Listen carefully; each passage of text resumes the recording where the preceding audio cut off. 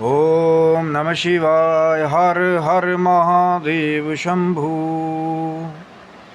या देवी सर्वभूतेषु मातृरूपेण संस्थिता नमस्तसी नमस्तसी नमस्तसी नमो नमः।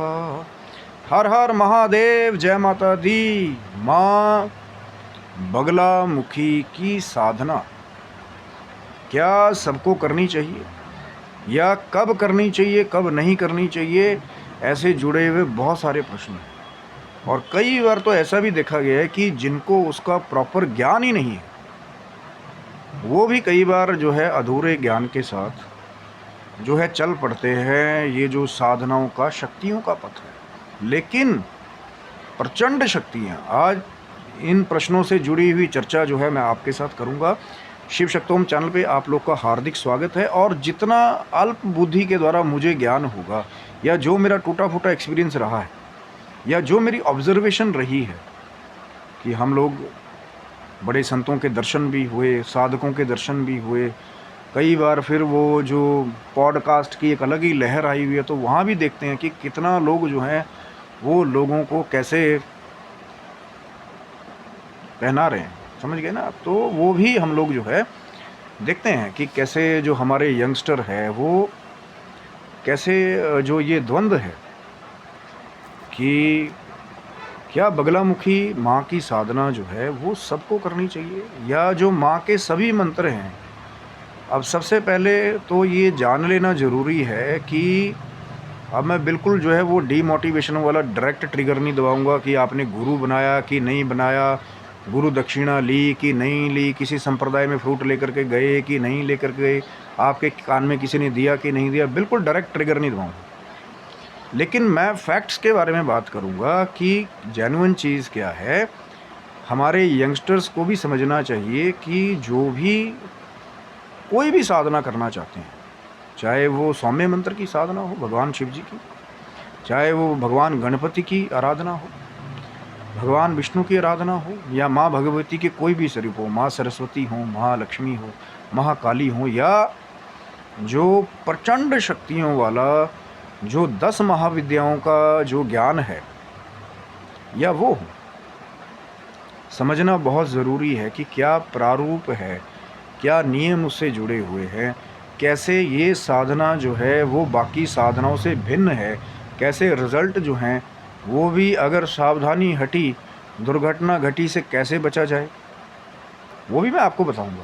कि अभी तो मैं सिर्फ ये जो कुछ जुड़ाव है जो हम लोग जब चर्चा करते हैं, कई बार प्रश्न आते हैं इससे रिलेटेड, कई बार कमेंट्स आते हैं इससे रिलेटेड, तो थोड़ा सा बुरा वहाँ लगता है कि उन लोगों के लिए मुझे ज़्यादा एक क्रोध तब आता है जो लोग बिना ज्ञान दिए नए बच्चों को साधनाएं शुरू करवा देते हैं।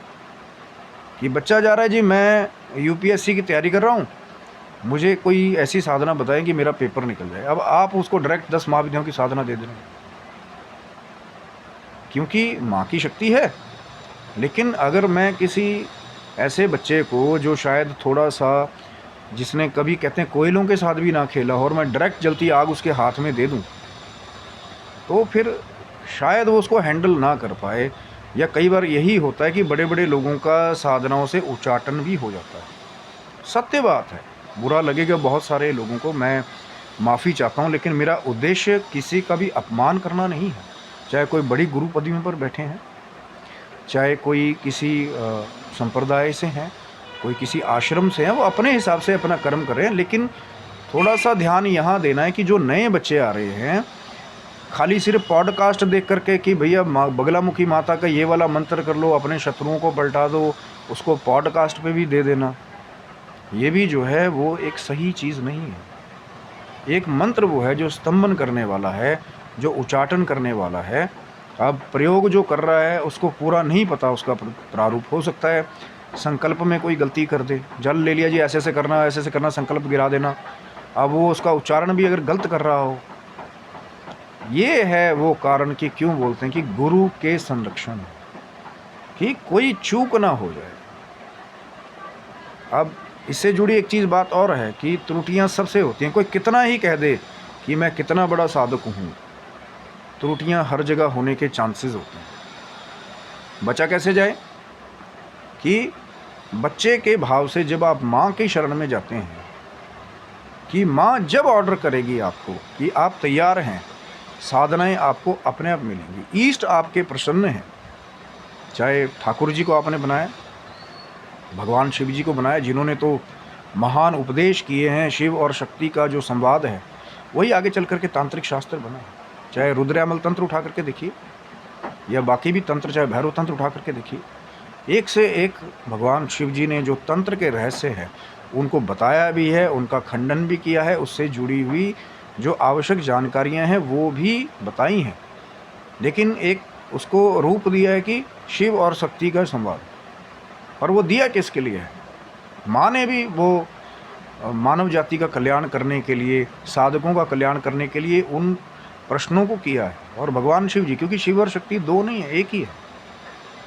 और मैं कई बार यही चीज़ देखता हूँ कि पॉडकास्ट पे भी या कोई नया बच्चा आपके पास आए, एक केस मेरे पास कमेंट के रूप में भी आया था, मुझे लगा कि शायद इसके बारे में बात करनी चाहिए कि मैं ये एग्ज़ाम की तैयारी कर रही हूँ, मुझे गुरुजी मिल गए वहाँ से जो तांत्रिक साधक थे, उन्होंने मुझे डायरेक्ट दे दिया मैं यहाँ लिख रही हूँ या मैं ऐसे कर रही हूँ वैसे कर रही हूँ।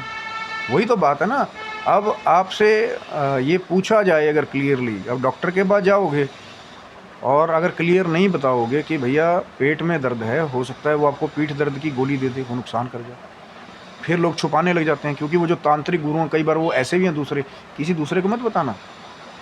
और कोई करेक्ट करने वाला अगर पूछे भी, अब जैसे आप गाड़ी चला रहे हैं तो किसी ने आपको गाड़ी चलानी सिखाया और बात करे, भाई किसी को बताना नहीं टेक्निक की मैंने तुझे क्या बताया कि पहले ब्रेक पे पैर लगाना कि पहले एक्सीलेटर पे लगाना। अब गाड़ी जो है धक्का लगा लगा कई बार बंद हो जाए, क्योंकि बिल्कुल एकदम रफली आप बिना ज्ञान गियर का और एक्सीलेटर का जो बैलेंस है उसको किए बगैर आप एकदम लगे हुए हैं। बस बता दिया गुरुजी ने, किसी को बताना नहीं है, तू तो पहुंच जाएगा बस कहीं भी। लेकिन कोई आया, उसने देखा यार गाड़ी बार बार बंद हो रही है, ये एकदम से बंद हो गई, वो आपके पास आया कि बेटा ये टेक्निक ऐसे नहीं है, ऐसे है, आप क्या यूज़ कर रहे हो। अब वहाँ फिर वही वाली बात, वो जाल चल रहा है, भाई किसी को बताना नहीं, नहीं तो तेरा बुरा कर दूंगा या तेरा बुरा हो जाएगा। तो करेक्ट कैसे करेगा कोई? तो जब वैद गुरु के पास आप क्लियरली बताते हैं, अब चाहिए क्या कि कोई साधक है, विद्यार्थी है, तो कभी कोई साधना नहीं की है, शिव महापुराण में बहुत सारे वर्णन है कि नहीं कोई बहुत बड़ी गुरु दीक्षा भी ली है, नमः शिवाय का जब पुरुष तत्व है वो करे, है ना। ओम लगा के वाली बात जो है, अब मैं तो उसकी बिल्कुल सपोर्ट में नहीं हूँ, माफ़ी चाहता हूँ कि ओम नमः शिवाय का बिना गुरु के कहीं जप करे ना करें। क्योंकि वो क्या बताया गया है, रियल ज्ञान क्या है कि जो द्विज है, द्विज की संज्ञा किसको दी जाती है? 1000 गायत्री जप प्रातः काल जो करे, नियम भी है, वो द्विज की संज्ञा कहलाने का अधिकारी है। फिर वो करे ओम नमः शिवाय। वहाँ बताया गया कि ओम जो है, जो ओमकार का स्वरूप है, जो फाइनल, जो सभी चीज़ की जो जड़ है, फिर जब वो तैयार हो जाए तो वो ओमकार की साधना के लिए जाए, क्योंकि वैराग्य आना भी वहाँ पे निश्चित होता है। फिर कह दिया नॉर्मली जो कोई भी पुरुष होता है वो नमः शिवाय का जप करे, शुरुआत तो वहाँ से करे ना।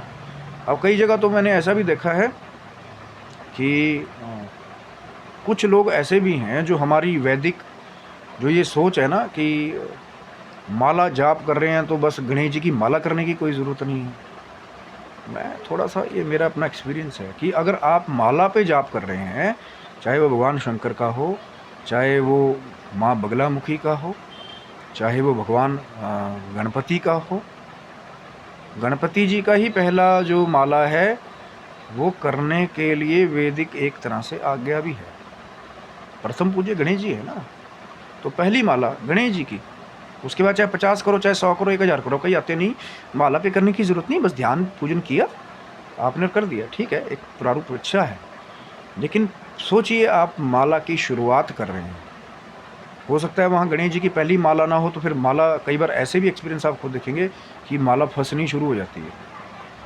और कई बार ये हमारा भी एक्सपीरियंस रहा है कि जब कृपा होती है ईष्ट की, गणपति बप्पा की, तो माला ऐसे मक्खन की तरह चलती है। कितना ही घी लगा लीजिए, कई लोग तो वो भी टेक्निक फॉलो करते हैं कि माला जाप करने से पहले घी लगाते हैं एकदम, कि भैया एकदम जो है वो टक टक टक चले। लेकिन जब फंसनी होगी ना माला, गणपति बप्पा कृपा नहीं होगी, जो वो दूसरे वाले हैं, तो पहली माला गणेश जी की करनी बहुत ज़रूरी है। उसके बाद माला ऐसे मक्खन की तरह चलती है। कितना ही जाप करते हैं, आप बोलेंगे यार बाधा ही नहीं आ रही, क्या यार मुझे तो कोई प्रेशर नहीं लग रहा है यहाँ पे, है ना? नहीं तो कई बार बाधाएं आती है, माला फंसनी शुरू हो जाती है। तो पहली माला गणेश जी की, और यहाँ से शुरू करें फिर कि अगर गुरु मंत्र नहीं लिया है तो गुरु के रूप में मैं हमेशा बात करता हूँ, पहले भगवान शंकर की जो जप है, चाहे 1 माला हो, चाहे 2 हो, चाहे 3 हो, यथाशक्ति वो पहले करनी चाहिए। जैसे अगर पुरुष हैं, गुरु मंत्र नहीं लिया, अगर द्विज वाला काम नहीं है तो वो नमः शिवाय का जप करें, 1 माला, 2 माला, चाहे 3 माला, गुरु के संरक्षण के रूप में कि महादेव, ये जो महाप्रचंड जो माँ का स्वरूप है, माँ बगलामुखी का, जो 10 महाविद्याओं में से जो है 8वां स्वरूप या 7वां स्वरूप, क्रम जो है आगे पीछे गुरु दीक्षाओं के हिसाब से कई बार हो सकता है, 10 महाविद्याओं में से जो एक प्रचंड महाविद्या है, जो उग्र कोटि की भी मानी जाती हो, अब मैं उसे करने जा रहा हूँ। तो भगवान शंकर मुझे आप संरक्षण प्रदान करें। गुरु का काम क्या है?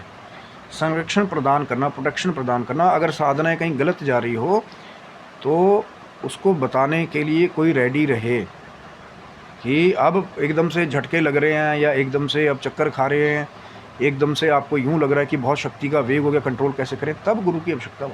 तभी तो मैंने कहा ना कि पहले संरक्षण तो अगर गुरु नहीं है पर वो ज्ञान तो प्राप्त कर लें कि अगर ऐसा होगा तो क्या करें, वहीं पे वो गुरु वाला रोल है। पर पहले आपने साधनाएं पता की, क्या जो है, क्या ये बीज मंत्र जो है इस समय करना सही है? आप कर रहे हैं, आप जो है एग्ज़ाम की तैयारी, और वहाँ पे स्तंभन और उच्चाटन मंत्र दे दिया किसी ने कि जाओ शत्रुओं का दमन कर दोगे जहाँ जाकर।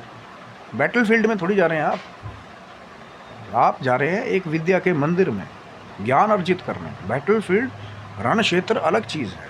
अब किताबों को रण बना लो आप, वहाँ पे शास्त्र शस्त्र ये अलग अलग संज्ञाओं के साथ अलग अलग क्षेत्र में है। बाथरूम और किचन अलग अलग होते हैं ना। अगर मैं जो है वो किचन में ही बाथरूम की गतिविधियां शुरू कर दूं और बाथरूम में जाके किचन वाली सोचूं कि भैया कोई बात नहीं, मैं इसी को बैटल बना लेता हूं, तो अलग अलग प्रभाव है। क्यों कहा गया है वेद शास्त्र ने कि अलग अलग देवताओं का अलग अलग स्थान पे पूजन, अलग अलग कोण में पूजन, है ना?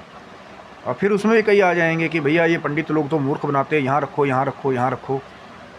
क्यों बताते हैं? क्यों ऋषि मुनियों ने वो पहले स्लॉटिंग की है कि कहाँ गणेश जी का पूजन होगा प्रथम पूज्य के रूप में, कहाँ शंकर जी का पूजन होगा, कहाँ नारायण का पूजन होगा, कहाँ दुर्गा जी का पूजन होगा, कहाँ सूर्य नारायण का पूजन होगा। पंचदेव उपासना जो है, अगर आप डीपली जाएंगे, वो पहले आधारशिला है। फिर ग्राम देवता, स्थान देवता, जो कोई अनुष्ठान कर रहे हैं, मैं उनकी बात कर रहा हूँ, जो और अति फलदायी होता है कि वहाँ फिर जो माँ बगलामुखी के चाहे 10 महाविद्याओं के जो अनुष्ठान है, क्योंकि उग्र कोटि की जो है शक्ति है माँ बगलामुखी की, और आपने कुछ किया नहीं, ना तैयारी की, ना संरक्षण किया, ना शेल्टर लगाया, बस किसी ने, महाराज ने डायरेक्ट दे दिया, हाँ ये कर लो, तुम्हारा यूपीएससी, तुम्हारा आईपीएस, तुम्हारा आईएएस सब निकल जाएगा। मैं बिल्कुल इसे डिनाई नहीं कर रहा हूँ कि हाँ माँ की भक्ति में वो शक्ति है, वो प्रचंड वेग है कि बड़े बड़े रण आप फतेह कर सकते हैं। लेकिन वो कौन सा मंत्र? एक है ध्यान मंत्र। अब कई जगह ओम ह्रीं बगलामुखी नमः, इसका सिर्फ ध्यान के लिए जो है कई लोग पूजन करते हैं। ओम बगलामुखी देवे नमः, इसका भी लोग ध्यान के लिए पूजन करते हैं कि माँ की आराधना हो रही है, माँ की स्तुति हो रही है। अब वो स्तंभन उच्चाटन वाला इतना बड़ा मंत्र दे दो बच्चे को, वो उच्चारण भी उसका ढंग से ना करे और अपने घर में ही शुरू कर दे, फिर पता लगे अपने घर वालों से लड़ना शुरू कर दे, रोग आने शुरू हो जाएं। क्योंकि कई बार अगर उच्चारण भी सही ना हो, अब पता लगे माँ ने खाना ठंडा दे दिया, तो वही अब मांगा क्या है संकल्प में, जो भी मेरा शत्रु हो, अब गुस्सा आया, बोल दिया कि जा तेरा ये हो जाए, तो पता लगे कि माता जी का स्वास्थ्य खराब हो गया। पिताजी ने थोड़ा सा डांट दिया, संकल्प कर रखा है कि जो मुझे परेशान करे उसका दमन हो जाए, उसका जो है वो नुकसान हो जाए। अब कई लोग तो सर्वनाश भी मांग लेते हैं, वो और बुरी कंडीशन है। तो फिर वहाँ पे पता लगे पिताजी का स्वास्थ्य खराब हो जाए, कारोबार चौपट हो जाए। किसकी वजह से? माँ की शक्ति का जो है सही प्रयोग, सही हैंडलिंग नहीं हो रही। छोटा बच्चा है, मैं उसके हाथ में जो है AK-47 दे दूँ, अब वो अलग बात है कि भैया बिल्कुल ही निकट्टू चला ही नहीं पा रहा है उसको, वो अलग बात है। अब पता लगे थोड़ा सा वो जो है बड़ी एज में आ गया, इसीलिए तो लोग बैन करते हैं ना। क्यों? आर्मी पर्सनल्स क्यों बोलते हैं ये लाइसेंस होना चाहिए कि जब आप उसके जो है चलाने के, जब आप लायक बन गए, कहाँ चलाना है नहीं चलाना है आपको रूल्स पता होंगे, तब कोई भी आप जो है अपनी सेफ्टी के लिए कोई भी हथियार कैरी करें। अब यहाँ पे कोई आपको वार नहीं कर रहा, कोई आपको तंग नहीं कर रहा। माँ बगलामुखी की साधना वहाँ बहुत ज़्यादा यूज़ की जाती है। जैसे मान लीजिए कोई राजनीति के क्षेत्र में है, कोई लोग तंग कर रहे हों बार बार कि भैया इसको जीतने नहीं देना, कोई लोग बैटलफील्ड में तंग कर रहे हो, आप कोई सोल्जर हैं और वहाँ पे आप पता लगे कि आप बड़े एक पुलिस पद पे हैं, वहाँ पे आपको कोई तंग कर रहा है, पता लगे क्रिमिनल्स तंग कर रहे हैं, और आप कह दें कि नहीं भैया ये चीज़ है, ये मुझे तंग कर रहे हैं, वहाँ पे उसका प्रयोग है सर्वोपरि। अब एग्ज़ाम की तैयारी कर रहे हैं, वहाँ पे जो है ठीक है, माँ का स्तुति मंत्र किया, बगलामुखी देवी नमः, तो माँ वहाँ भी कृपा कर देती है। लगे मैं स्तंभन उच्चाटन मंत्र करने वहाँ पे, मेरे शत्रुओं का दमन हो जाए, मेरे शत्रुओं का दमन हो जाए। इसीलिए तो मैंने कहा ना, पहले छोटी साधनाओं से तो शुरू करो। श्री दुर्गा सप्तशती का पाठ, अगर कोई बहुत ही तंग कर रहा हो, दुर्गा कवच की मैं हमेशा बात करता हूँ, इतना भी कर लिया सुबह घर से निकलने से पहले, कोई कितना ही करता रहे, आपके मार्ग में कोई बाधा नहीं कर सकता। और जब नवार्ण मंत्र की भी अगर साधना कर ली जाए, अब फिर मैं इसलिए बार बार नहीं मंत्र देता, लोग उसमें उच्चारण के पीछे ही बहुत कुछ शुरू कर देते हैं। बहुत बार बात की है कि ओम ऐं ह्रीं क्लीं चामुंडाय विचे।